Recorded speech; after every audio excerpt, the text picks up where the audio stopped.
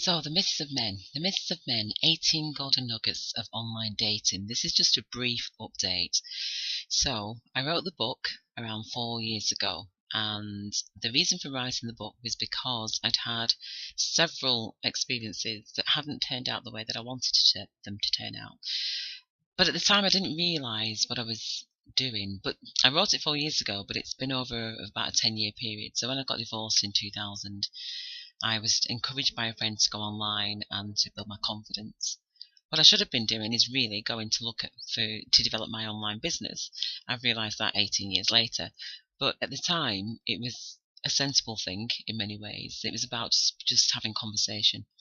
And initially it started out at that, but then quite quickly it became where there was emotions involved. And so that took me down a road of online dating, kind of like serial online dating. Looking back, 4 years ago, I spoke to a friend who was in Ireland who said to me, "Why don't you write your book on that? Because it's amazing, the different characters." He wanted to know why I was single. And it was out of choice, because the reality is all of us, if we're single, have got a choice, because there's somebody out there for every one of us. But it's whether or not what we're in those relationships for.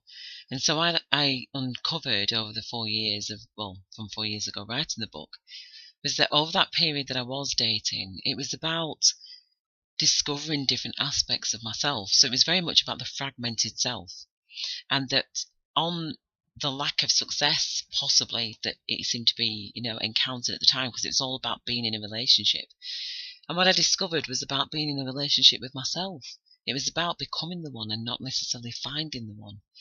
And that when I kind of look back at those experiences, they were amazing, really, because everybody wants love, everybody feels love, because it's where we come from.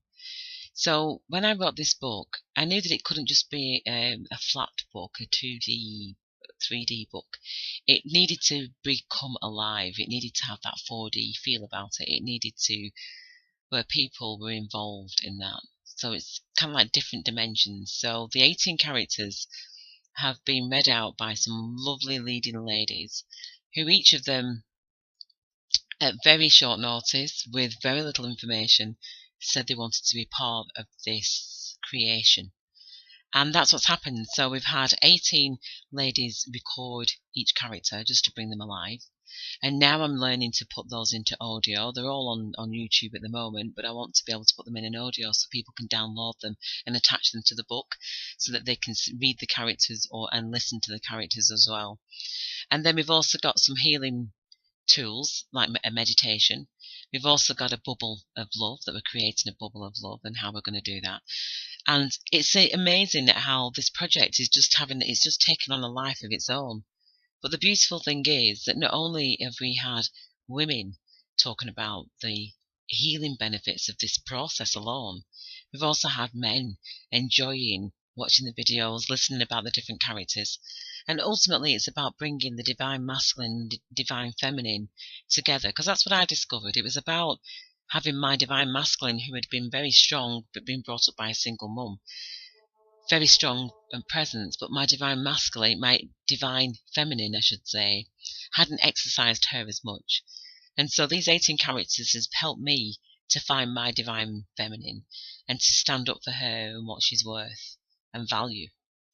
So the game of life, the game of love, is not necessarily about finding the one. It's about becoming the one.